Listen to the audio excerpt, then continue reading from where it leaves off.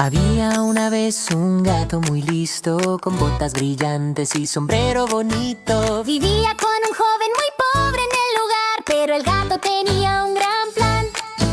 Confía en mí, el gato dijo así. Muy pronto tu suerte va a cambiar. Con sus botas nuevas empezó a caminar. Una gran aventura iba a empezar.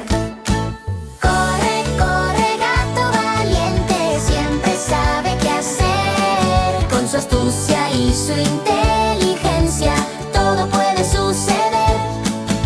El gato cazó un conejo veloz Y al rey se lo llevó. un regalo del marqués de Carabás. Dijo con elegante voz. El rey sonrió muy complacido. ¡Qué noble tan distinguido!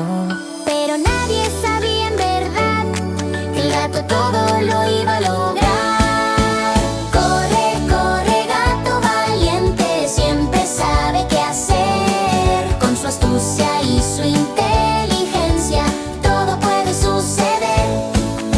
El gato corrió por campos y ríos, gritando fuerte a los campesinos. Si el rey pregunta quién manda aquí, Digan que el marqués vive aquí. cuando el rey llegó con su carruaje real, Todo parecía especial. el castillo de un ogro feroz estaba allí. Pero el gato lo iba a vencer. Con astucia logró engañar y al ogro pudo derrotar. El castillo ahora quedó para su amigo que ayudó. Salta, salta, gato valiente, tu plan resultó muy bien. Con coraje y con inteligencia, todo puede suceder. El joven vivió feliz al fin, Con el castillo para él, y el gato con botas pudo celebrar. la aventura que supo ganar.